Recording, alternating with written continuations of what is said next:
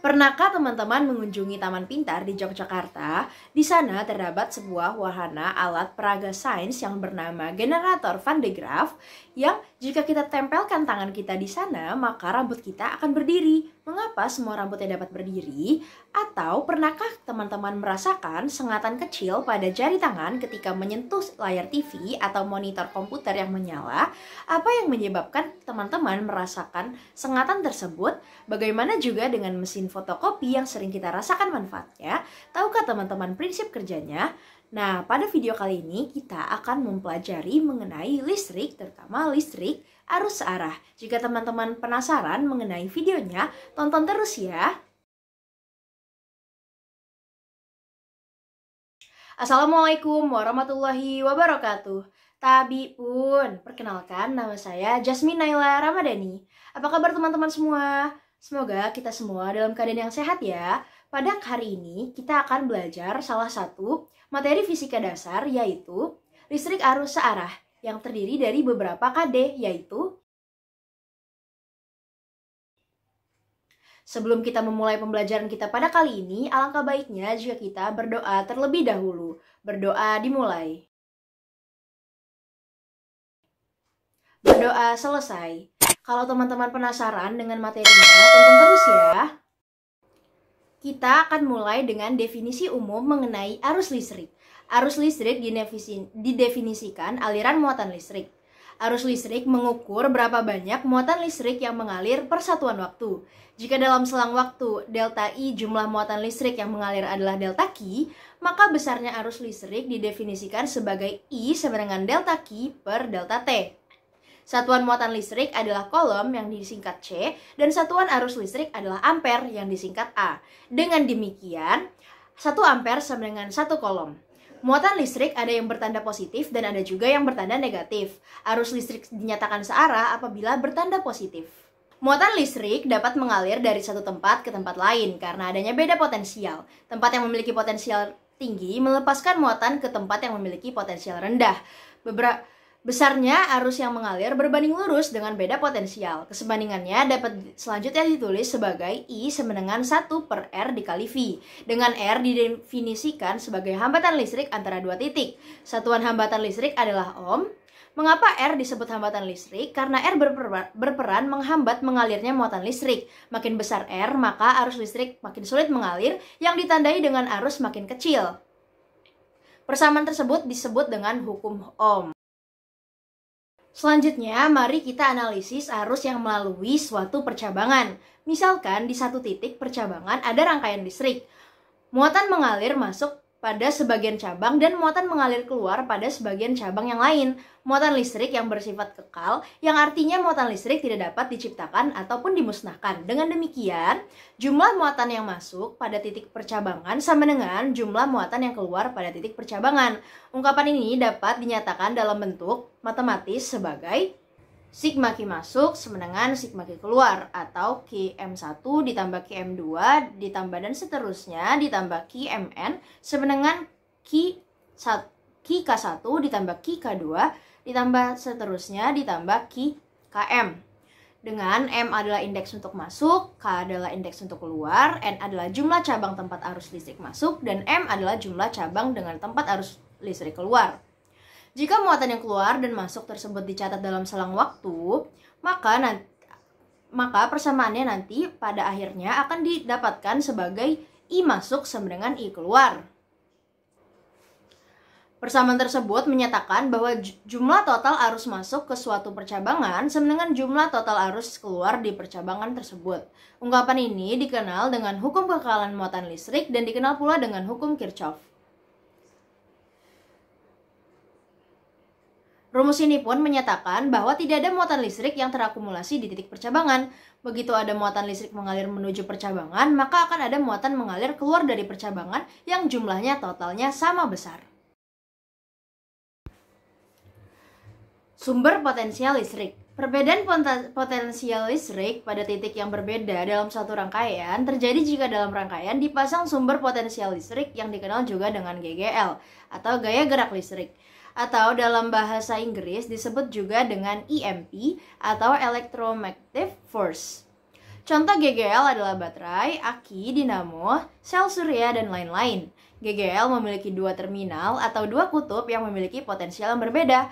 Jika kutub-kutub GGL dihubungkan dalam rangkaian, maka arus listrik mengalir keluar dari kutub yang memiliki potensial lebih tinggi, menuju rangkaian yang mengalir masuk ke kutub yang memiliki potensial lebih rendah. Kutub GGL potensialnya lebih tinggi bisa disebut dengan kutub positif, dan kutub yang potensialnya lebih rendah disebut juga dengan kutub negatif. Pada simbol GGL, bagian yang bergaris lebih panjang adalah kutub positif, sedangkan yang bergaris lebih pendek adalah kutub negatif. Jika GGL dihubungkan dengan rangkaian listrik, maka arus keluar dari kutub positif menuju rangkaian dari rangkaian masuk ke kutub negatif. Dalam GGL sendiri, arus mengalir dari kutub negatif ke kutub positif. Dalam GGL ini, arus yang mengalir dalam hambatan persis sama dengan arus yang mengalir dalam rangkaian, yang dapat ditunjukkan dengan persamaan berikut ini. Selanjutnya, kita akan membahas mengenai hambatan listrik. Semua material memiliki hambatan listrik. Besi, kayu, batu, karet, air, udara, dan lain-lain memiliki hambatan listrik. Namun, hambatan listrik yang dimiliki batu, kayu, dan karet itu sangat besar, sehingga jika diberi beda potensial antara kedua ujungnya, hampir tidak ada arus yang mengalir. Benda yang tidak dapat dialiri arus listrik dinamakan isolator. Sebaliknya, logam memiliki hambatan yang sangat besar. Dengan memberi beda potensial yang kecil saja antara dua ujungnya, arus yang mengalir cukup besar. Material yang bisa mengantarkan arus listrik dinamakan konduktor. Hambatan listrik yang memiliki bahan memiliki sifat-sifat sebagai berikut. Yang pertama, makin besar jika bahan makin panjang atau R sebanding dengan L. Makin kecil jika ukuran penampang bahan makin besar atau R sebanding dengan 1/A. Hubungan antara hambatan listrik yang dimiliki bahan dengan ukuran bahan memenuhi persamaan sebagai berikut ini, yaitu R sama dengan Rho dikali L/A, dengan R sama dengan hambatan yang dimiliki bahan, L adalah panjang bahan, A luas penampang bahan, dan Rho disebut hambatan jenis bahan. Selanjutnya, bagaimana kebergantungan hambatan pada suhu? Hambatan suatu material berubah dengan adanya perubahan suhu. Umumnya, makin tinggi suhu, maka makin besar hambatan benda untuk kebanyakan bahan logam. Kebergantungan hambatan pada suhu memenuhi persamaan berikut ini. Sedangkan pada kebanyakan zat cair seperti elektrolit, kebergantungan hambatan pada suhu memenuhi persamaan Arrhenius sebagai berikut ini. Berikut saya tampilkan ilustrasi perubahan hambatan listrik logam dan elektrolit ketika suhu diubah. Secara umum, hambatan logam makin besar jika suhu makin besar. Sebaliknya, hambatan elektrolit makin kecil ketika suhu makin besar. Selanjutnya, bagaimana hubungan hambatan dengan tegangan listrik? Pada persamaan di bawah ini, tampak bahwa hambatan bergantung pada beda potensial. Makin besar beda potensial, maka hambatan akan semakin kecil. Jika potensial sangat kecil, sehingga alfa lebih kecil dari 2 dikali B dikali V, maka hambatan mendekati konstan, yaitu R sama dengan 1/alfa. Pada persamaan di atas ini juga tampak bahwa hambatan sangat bergantung pada potensial dan turun sangat cepat dengan bertambahnya potensial. Pada potensial yang sangat besar, hambatan mendekati 0. Pada potensial yang sangat kecil, hambatan mendekati 1/A kali alfa. Dapat kita lihat juga pada grafik berikut, kebergantungan hambatan terhadap potensial seperti diberikan pada persamaan di atas tadi, hambatan akan turun secara monoton dengan naiknya potensial. Selanjutnya, hambatan komersial. Kita dapat menjumpai hambatan listrik pada berbagai nilai hambatan. Hambatan-hambatan tersebut digunakan dalam perancangan rangkaian elektronika. Nilai yang dimiliki hambatan tidak tertera pada komponen. Nilai hambatan dinyatakan dalam kode-kode warna yang mengalir pada komponen seperti ilustrasi berikut ini. Jumlah kode umumnya adalah 3 buah, tetapi untuk hambatan yang lebih teliti, jumlah kode adalah 4 buah. Nilai hambatan ditentukan oleh 3 kode warna pertama. Kode warna keempat disebut toleransi yang menentukan ketelitian nilai hambatan. Angka yang berkaitan dengan kode-kode warna tampak pada kabel. Cara membaca nilai hambatan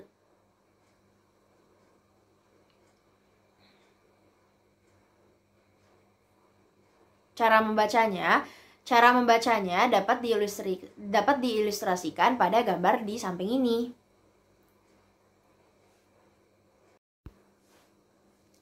Nilai hambatan ditentukan oleh 3 kode warna pertama. Kode warna keempat disebut toleransi yang menentukan ketelitian nilai hambatan. Angka yang berkaitan dengan kode-kode warna tampak pada tabel di atas. Cara membaca nilai hambatan suatu hambatan berdasarkan kode warna dapat dirumuskan hambatan sama dengan nilai gelang pertama dikalikan nilai gelang kedua dikalikan 10 pangkat nilai gelang ketiga. Potensiometer adalah hambatan listrik yang nilai hambatannya dapat diubah-ubah. Pengubahan hambatan dapat dilakukan dengan memutar atau menggeser knob. Contoh potensiometer dapat dilihat sebagai berikut ini, sedangkan simbolnya dapat dilihat sebagai berikut ini. Potensiometer kebanyakan memiliki 3 kaki. 2 kaki yang posisinya paling jauh memiliki hambatan yang tetap. Kaki tengah dapat digeser-geser yang menghasilkan perubahan nilai hambatan. Pergeseran tersebut menyebabkan hambatan antara kaki tengah dengan kaki ujung berubah. Salah satu memiliki hambatan makin besar dan yang lainnya memiliki hambatan makin kecil. Dengan demikian, saat menggunakan potensiometer, untuk mendapatkan hambatan yang berubah-ubah, nilai kita memiliki kaki tengah dan satu kaki ujung yang mana saja. Selanjutnya, kita akan membahas mengenai konduktivitas listrik. Konduktivitas listrik mengukur kemampuan bahan menghantarkan arus listrik. Makin besar konduktivitas listrik, maka makin mudah bahan tersebut menghantarkan listrik. Konduktor memiliki konduktivitas tinggi, sedangkan isolator memiliki konduktivitas rendah. Satuan konduktivitas listrik adalah Siemens per meter. Berikut saya tampilkan rumus-rumus mengenai konduktivitas listrik.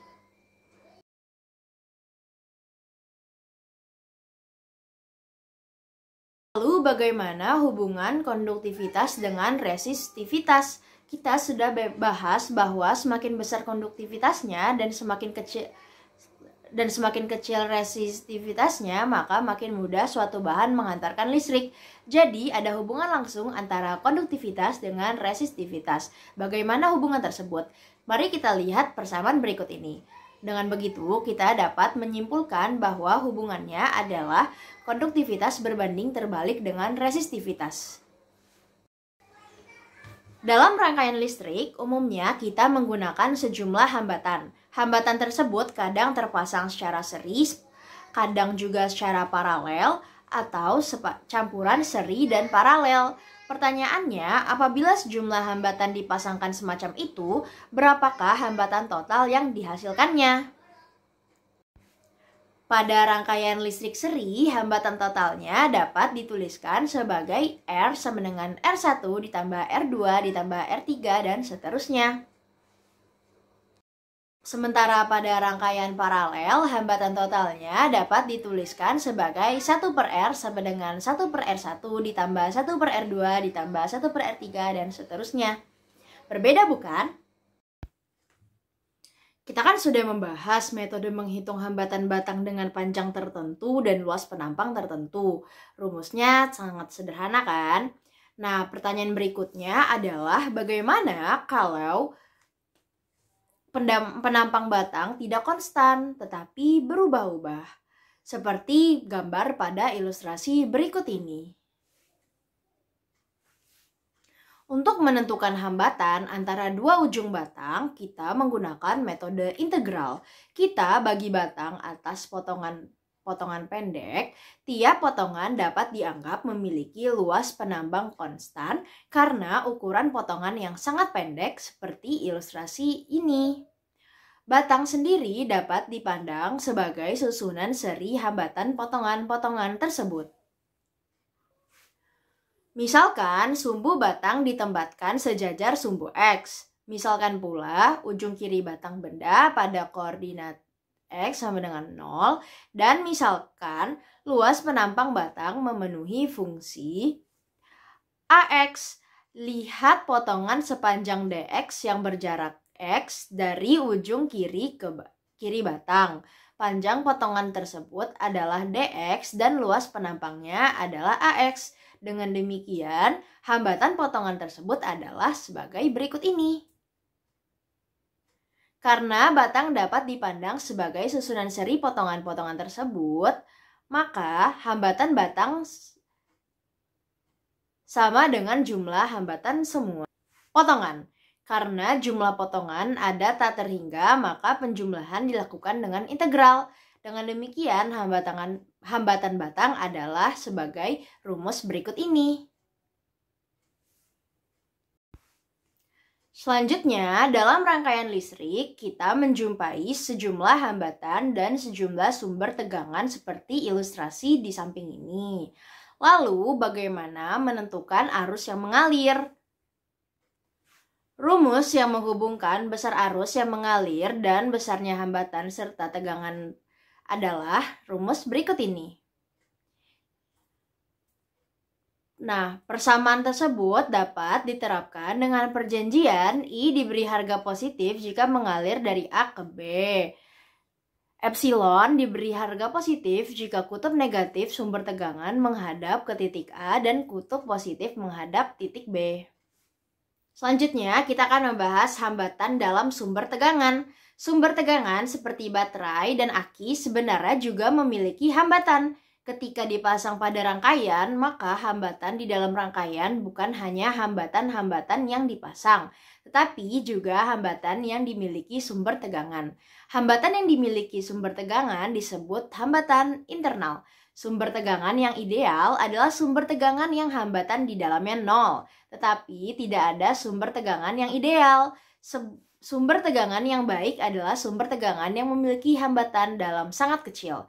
Untuk menentukan arus yang mengalir dalam rangkaian ketika dipasang sumber tegangan, maka sumber tegangan tersebut dapat digantikan dengan sebuah sumber tegangan ideal yang diseri dengan sebuah hambatan R seperti diilustrasikan pada gambar di bawah ini.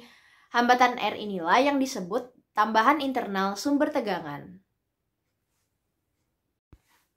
Sebuah sumber tegangan sembarang A dapat digantikan oleh sumber tegangan ideal yang diseri dengan sebuah hambatan dalam B. Tidak ada sumber tegangan yang ideal. Semua sumber tegangan mengandung hambatan dalam dan besarnya nilai tambatan dalam tergantung pada suatu tegangan tersebut. Untuk baterai, hambatan dalam bisa meningkat dengan lama waktu. Baterai baru memiliki hambatan yang kecil, sedangkan baterai lama memiliki hambatan dalam yang besar. Hal tersebut disebabkan karena perubahan sifat elektrolit dan elektroda dalam baterai setelah digunakan dalam jangka waktu yang lama. Jika VAB sama dengan 0 dan rangkaian menjadi tertutup, rangkaian yang tertutup disebut dengan loop. Contoh loop adalah seperti gambar berikut. Karena VAB sama dengan 0, maka rumus persamaan khusus untuk loop adalah sigma IR dikurang sigma epsilon sama dengan 0. Jumlah loop dalam rangkaian tidak hanya satu, tetapi bisa banyak sekali. Sekarang kita akan membahas rangkaian yang terdiri dari 2 loop. Prinsip yang digunakan sama dengan saat memecahkan persoalan satu loop. Hanya saja di sini akan muncul 2 persamaan, karena ada 2 arus yang harus dicari, yaitu arus yang mengalir pada masing-masing loop. Arus yang mengalir pada tiap loop bisa dipilih sembarang. Jika nanti diperoleh nilai positif, maka arah yang dipilih sudah benar. Tapi jika diperoleh nilai negatif, maka arah arus sebenarnya berlawanan dengan arah yang dipilih. Akan tetapi besarnya sama. Misalkan kita bisa lihat pada gambar arus seperti ini. Mari kita coba lakukan perhitungannya ya. Karena rangkaian loop itu adalah sigma IR dikurang sigma epsilon sama dengan 0. Untuk loop 1 akan berlaku I1 dikali R1 ditambah I1 dikali R3 dikurang buka kurung epsilon 1 ditambah epsilon 2 tutup kurung sama dengan 0. Sementara untuk loop 2 akan berlaku I2 dikali R2 dikurang buka kurung epsilon 2 ditambah epsilon 3 sama dengan 0. Nah, lalu kita sesuai dari gambar tersebut kita akan dapatkan epsilon 1 sama dengan 2V dan epsilon 2 adalah minus 4V. Dengan demikian ketika kita masukkan ke dalam rumus akan menjadi I1 dikali 100 ditambah I1 dikali 500 dikurang 2 kurang 4 sama dengan 0. Sehingga akan didapatkan bahwa I1-nya adalah 0,003 ampere. Nah, berdasarkan gambar tersebut juga kita dapatkan bahwa epsilon 2 adalah plus 4 dan epsilon 3 adalah plus 8. Dengan demikian ketika kita masukkan ke dalam rumus akan berlaku 400 dikali I2 dikurang 4 ditambah 8 sama dengan 0. Sehingga kita akan mendapatkan I2-nya adalah 0,03 ampere. Berdasarkan hasil di atas, arus yang mengalir pada loop kiri adalah 0,003 ampere dengan arah berlawanan dengan yang dilukiskan pada gambar tadi. Arus yang mengalir pada loop 2 adalah 0,03 ampere sesuai dengan arah yang digambarkan. Secara umum, rangkaian elektronik pada barang kebutuhan manusia seperti TV, tape recorder, radio, dan sebagainya terdiri dari banyak sekali loop. Loop yang ada biasanya sangat rumit dan besar, arus serta tegangan pada bagian-bagiannya juga sulit diselesaikan secara sederhana seperti di atas. Loop yang dipelajari di fisika dasar umumnya sangat sederhana, sekedar untuk memberi pemahaman pada teman-teman bagaimana metode penyelesaian persoalan arus listrik pada rangkaian. Metode tersebut tetap berlaku untuk loop bentuk apapun, hanya langkah penyelesaian yang lebih panjang dan rumit, tetapi adanya komputer akan membuatnya semakin canggih dan semakin mudah untuk diselesaikan. Salah satu loop yang cukup penting dalam fisika adalah rangkaian jembatan Wheatstone. Rangkaian ini sering digunakan sebagai sensor yang dapat mendeteksi arus yang cukup kecil. Rangkaian jembatan Wheatstone itu juga banyak dimanfaatkan dalam kehidupan sehari-hari. Kita dapat menentukan nilai hambatan Rx menggunakan jembatan Wheatstone dengan mengatur arus yang mengalir pada jalur tengah sama dengan 0. Hambatan Rx hanya ditemukan oleh nilai hambatan R1 dikali R2 dan R3. Nah, hal ini dapat dirumuskan dalam Rx sama dengan R2 dikali R3 dibagi R1. Hambatan Rx juga dapat berubah-ubah, maka tegangan F0 yang diukur berubah-ubah juga. Dengan demikian, jembatan Wheatstone dapat digunakan sebagai sensor. Besaran fisis yang menghasilkan perubahan hambatan jika besaran fisis tersebut berubah. Sensor tersebut dipasang pada posisi R. Jika hambatan Rx berubah-ubah, maka tegangan F0 yang diukur juga berubah-ubah. Hal ini dapat kita lihat pada persamaan berikut ini. Contoh besaran fisis yang dapat diukur dengan jembatan Wheatstone adalah intensitas cahaya sebagai sensor kita gunakan komponen LDR. Komponen ini adalah sebuah hambatan yang nilai hambatannya bergantung pada intensitas cahaya yang jatuh padanya. Makin tinggi intensitas cahaya yang jatuh, maka hambatan dimiliki semakin kecil. Aplikasi lainnya adalah untuk sensor suhu. Kita dapat menggunakan komponen yang namanya termistor. Komponen ini juga sebuah hambatan yang nilai hambatannya bergantung pada suhu. Nilai hambatan berkurang dengan bertambahnya suhu. Selanjutnya kita akan membahas mengenai daya listrik. Jika arus listrik mengalir pada sebuah hambatan, maka hambatan tersebut akan menjadi panas. Ini menunjukkan bahwa hambatan tersebut terjadi proses perubahan energi dari energi listrik sampai menjadi energi panas. Pertanyaannya, apakah energi listrik yang diubah menjadi panas per detik atau apakah daya listrik yang diubah menjadi panas per detik pada suatu hambatan? Mari kita tinjau arus yang mengalir melewati sebuah hambatan selama selang waktu delta T. Jumlah muatan yang mengalir pada waktu ini adalah delta Q sama dengan I dikali delta T. Arus mengalir dari satu ujung hambatan ke ujung lain yang memiliki beda potensial V. Dengan demikian, ketika muatan bergerak dari satu ujung hambatan ke hambatan lainnya, muatan tersebut dapat tambahan energi sebesar delta U sama dengan delta Q dikali V. Tambahan energi ini selanjutnya menyebabkan energi kinetik muatan saat mencapai ujung kedua dari hambatan semakin besar atau saat mencapai ujung kedua hambatan. Kecepatan muatan makin besar sehingga arus di ujung kedua muatan juga makin besar. Tetapi dalam rangkaian besar arus di ujung awal maupun ujung akhir hambatan ini sama. Ini berarti tambahan energi yang didapat muatan dibuang dalam bentuk panas sehingga energi kinetik muatan tidak berubah. Jadi jumlah yang diubah menjadi energi panas adalah P sama dengan I kuadrat dikali R. Bagaimana prinsip kerja lampu pijar? Kalau kita beli lampu pijar, maka kita akan melihat filamen tipis di dalamnya. Ada yang digulung dan ada yang dilewatkan berikut saja pada beberapa untuk menjadi penyangga. Bagaimana prinsip kerja lampu pijar? Filamen lampu pijar adalah kawat yang memiliki hambatan cukup tinggi. Ketika gunungkan dengan tegangan listrik seperti tegangan listrik PLN, maka terjadi disipasi daya yang besar pada filamen tersebut sehingga suhu filamen meningkat tajam. Ketika suhu sudah mencapai di atas 1000 Celcius, maka filamen mulai berpendar memancarkan cahaya. Warna cahaya yang dipancarkan bergantung pada suhu yang dimiliki. Agar lampu pijar menghasilkan warna kuning seperti pada suhu filamen harus sekitar 2000 Celcius. Ini adalah suhu yang sangat tinggi yang dapat membuat kebanyakan material meleleh. Pada suhu ini pun atom-atom gas akan terurai menjadi ion positif dan negatif.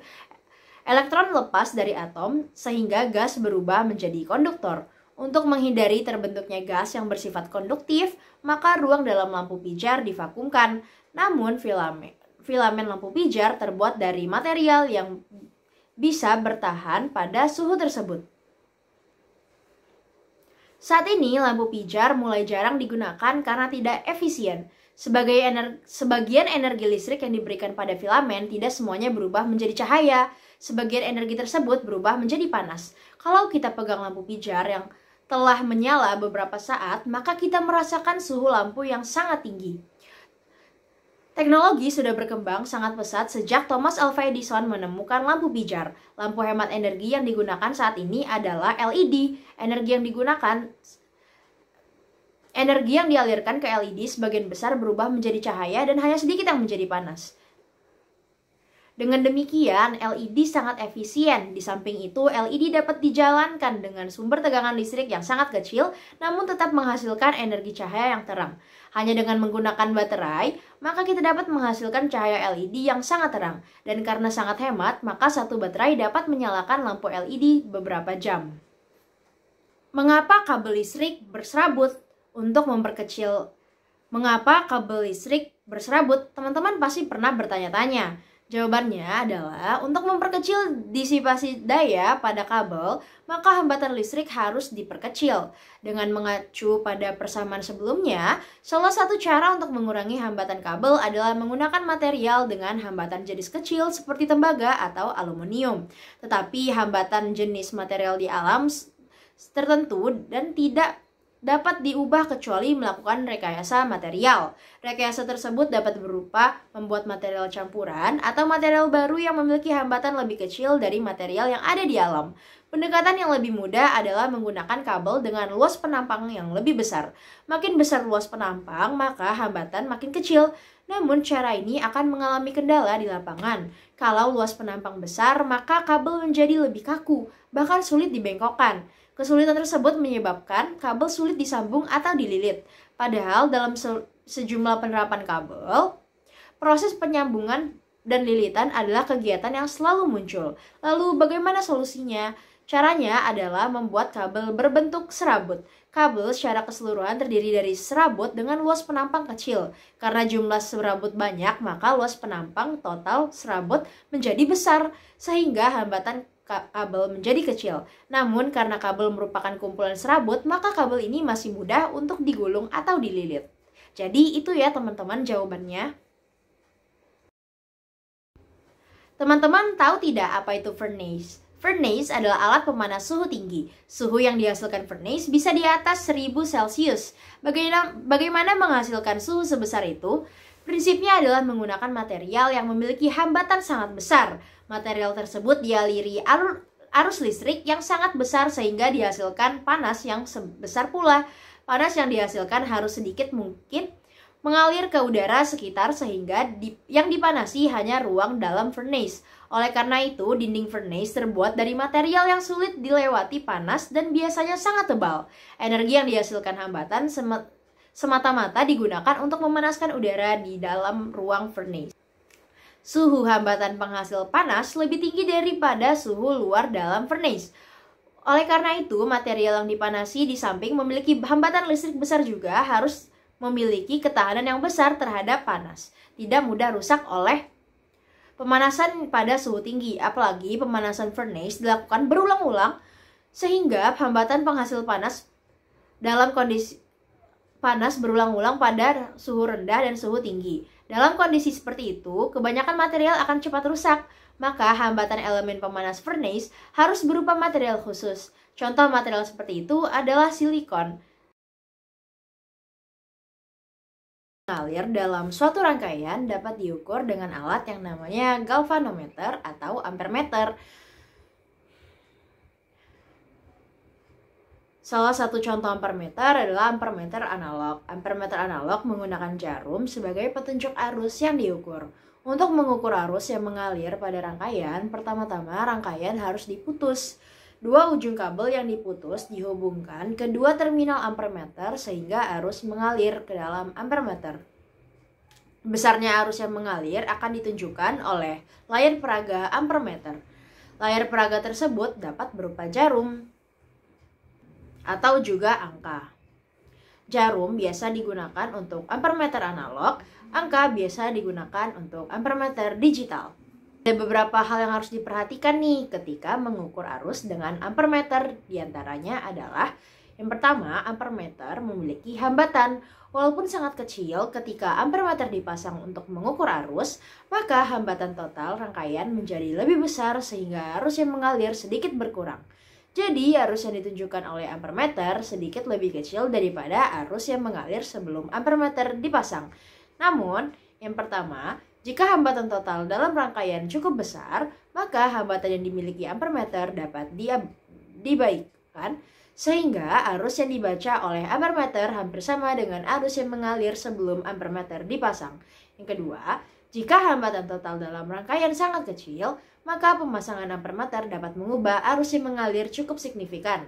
Arus yang dibaca ampermeter jauh lebih kecil daripada arus yang mengalir sebelum ampermeter dipasang. Hal-hal yang perlu diperhatikan selanjutnya adalah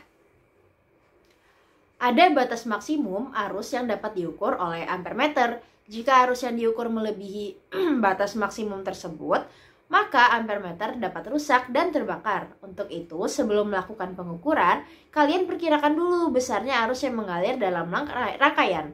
Jika kalian yakin bahwa arus yang mengalir masih berada di bawah batas maksimum yang bisa diukur ampermeter, maka kalian bisa dapat mengukurnya.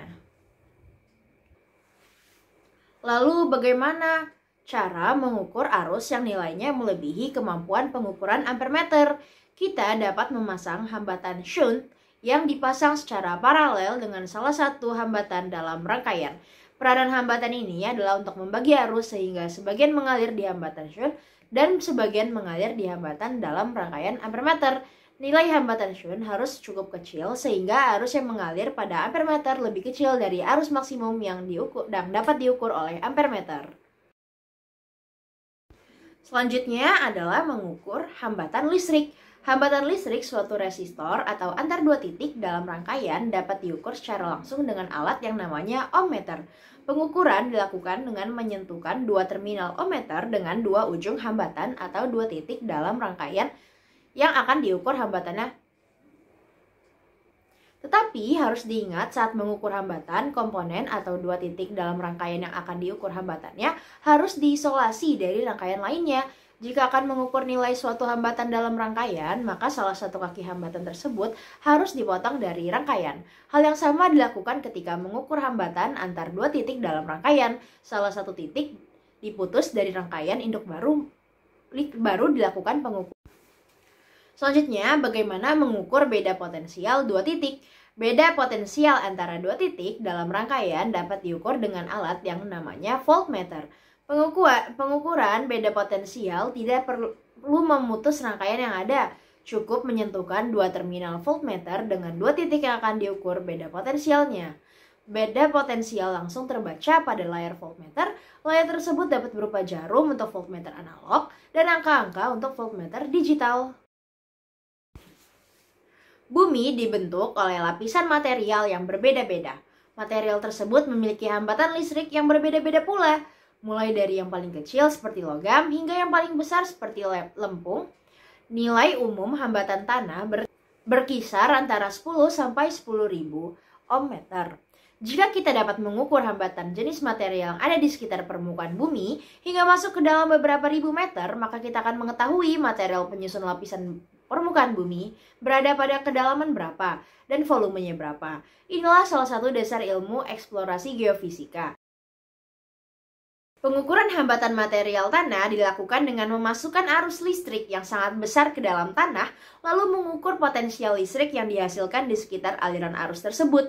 Potensial yang dihasilkan antara dua titik sekitar aliran arus, maka akan makin besar hambatan yang dimiliki tanah. Ingat, arus yang sama yang mengalir pada hambatan yang lebih besar akan menghasilkan tegangan yang lebih besar. Pertanyaannya adalah, bagaimana konstruksi pengukuran sehingga diperoleh informasi hambatan jenis tanah tersebut? Saat ini ada dua metode yang terkenal untuk mengukur hambatan jenis tanah menggunakan arus DC seperti yang dijelaskan di atas. Metode pertama adalah metode Wiener dan metode kedua adalah metode Schlumberger. Susunan elektroda masing-masing metode tersebut tampak bahwa susunan elektroda pada kedua metode tersebut hampir sama. Elektroda penyuplai arus berada di sisi luar, sedangkan elektroda pengukuran tegangan berada di sisi dalam.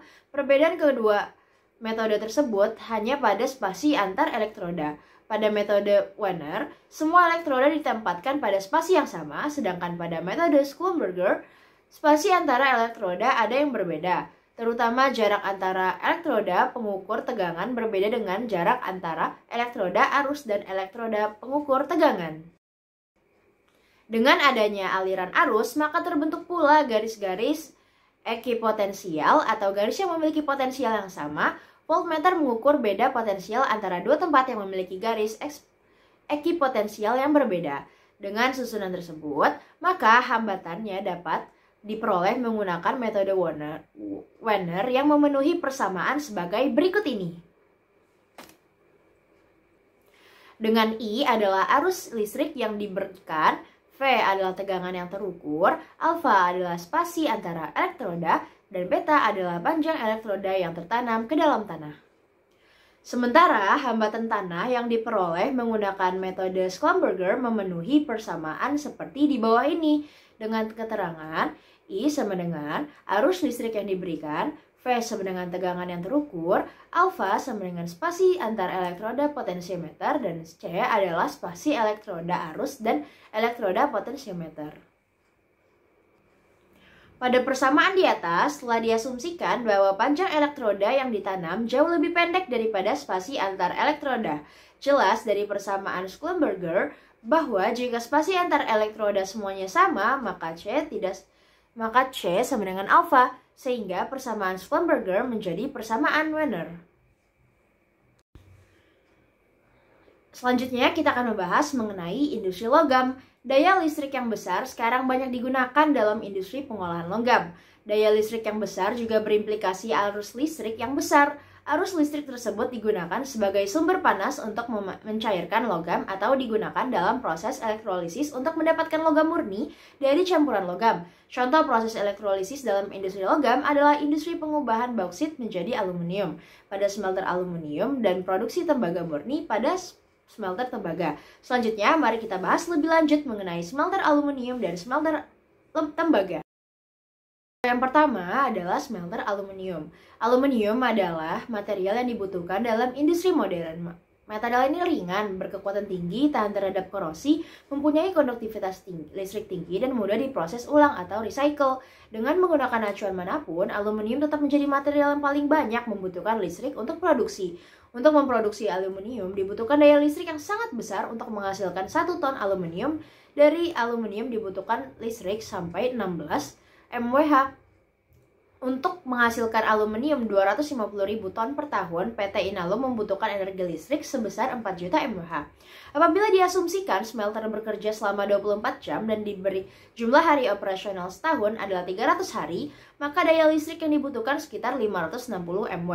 Itulah yang sebabnya mengapa hampir semua listrik yang diproduksi PLTA Asahan 2 sebesar 600 MW dipakai oleh smelter Inalum. Hampir semua smelter aluminium di dunia menggunakan listrik dengan daya di atas 100 MW, sehingga pembangkit listrik yang dibangun hampir semuanya disuplai ke smelter aluminium. Ada 2 teknologi utama yang digunakan untuk menghasilkan anoda pada proses Hall-Héroult, yaitu Soderberg dan Probake. Perbedaan utama antara 2 jenis anoda tersebut adalah anoda Soderberg mengeras oleh panas yang dihasilkan dari proses elektrolitik saat dimasukkan ke dalam cairan cryolite. Sedangkan anoda pre-baked sudah dikeraskan sebelum digunakan dalam sel elektrolitik. Sebagian besar smelter aluminium pada umumnya menggunakan anoda pre-baked karena lebih efisien. Bahan baku utama dari proses peleburan aluminium adalah alumina, aluminium fluorida atau Af2, karbon sebagai anoda, dan energi listrik. Produk utamanya adalah logam aluminium, CO2, dan beberapa limbah padat. Pada proses peleburan aluminium di dunia, dihasilkan 1 ton logam aluminium dibutuhkan 1,92 ton alumina, 0,435 ton pasta anoda, dan sekitar 15.286 mWh listrik. Yang kedua adalah smelter tembaga. Tembaga merupakan logam yang banyak digunakan di berbagai industri. Produk dari pabrik leburan tembaga berupa produk hilir, yaitu katoda tembaga. Katoda tembaga digunakan sebagai bahan baku dalam industri antara untuk menghasilkan produk antara berupa tembaga batang atau rod, tembaga plat atau plate, dan tembaga lebaran atau sheet. Tembaga dan paduan tembaga semifinal selanjutnya diolah oleh industri hilir untuk digunakan dalam produksi akhir seperti mobil, peralatan elektronik, dan berbagai macam produk tembaga lain dalam rangka memenuhi kebutuhan masyarakat. Misalnya tembaga batang diolah menjadi kawat tembaga dan bahan hilir lainnya seperti kabel, sementara tembaga plat dan lembaran lainnya diproses menjadi foil tembaga di sektor hilir.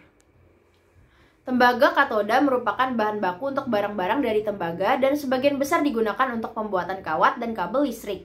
Di dalam negeri sendiri, setidaknya ada 7 perusahaan yang memproduksi kawat dan kabel listrik dengan total produksi keseluruhan sekitar 168.000 per ton. Selain tembaga katoda, sebagai produk utama juga terdapat produk sampingan yang juga memiliki nilai jual seperti asam sulfat, perak, tembaga, gipsum, dan lumpur anoda. Asam sulfat digunakan pada industri petrokimia seperti pabrik pupuk. PT Smelting menjual asam sulfat sekitar 700.000 ton per tahun ke PT Petrokimia Gresik. Terak tembaga dan gipsum yang berguna untuk bahan baku semen dijual masing-masing 530.000 ton per tahun dan 20.000 ton per tahun ke PT Semen Gresik. Lumpur anoda mengandung logam-logam mulia emas, perak, dan logam-logam yang termasuk ke kelompok logam PGM seperti platinum, palladium, rhodium, iridium, osmium, dan ruthenium. Produksi lumpur pada PT Smelting sekitar 1.000 ton per tahun dan semuanya dijual karena PT Smelting tidak bisa mengolah lumpur anoda tersebut. Untuk melatih kemampuan teman-teman, mari kita berlatih dengan contoh soal. Contoh soal pertama, sebuah hambatan memiliki 3 gelang. Gelang pertama berwarna oranye, gelang kedua hijau, dan gelang ketiga merah. Tentukan masing-masing gelang sesuai dengan ketetapannya dan hitunglah berapa nilai hambatannya.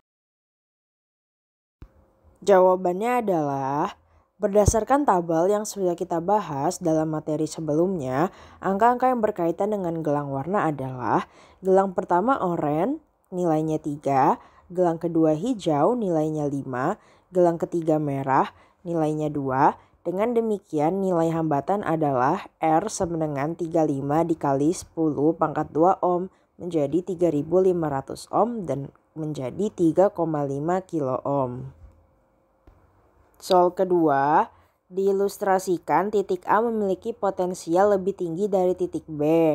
Hambatan tersebut dihubungkan dengan baterai yang memiliki potensial 1,5 V. Jika hambatan listrik antara titik A dan B adalah 100 ohm, maka berapa arus yang mengalir melalui hambatan dan kemana arahnya? Jawabannya adalah arus yang mengalir, rumusnya I sama dengan V per R sama dengan 1,5 dibagi 100 menjadi 0,015 ampere. Nah, arus yang mengalir itu dari titik B ke titik A karena titik A memiliki potensial yang lebih tinggi daripada titik B. Selanjutnya akan saya berikan latihan soal. Masih dengan soal yang sama, coba teman-teman tentukan berapa besar muatan yang berpindah selama 5 sekon. Saya beri waktu beberapa detik untuk mengerjakan ya.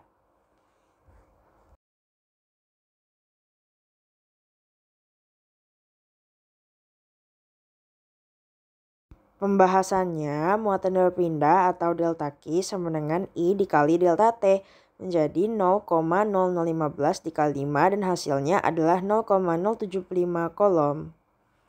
Mudah bukan?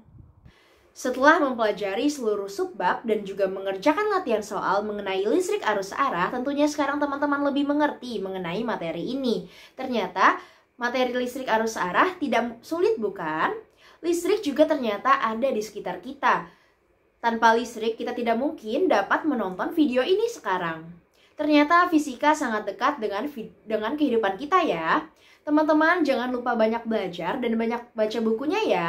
Sekian penjelasan dari saya, semoga dapat membantu teman-teman semua. Wassalamualaikum warahmatullahi wabarakatuh.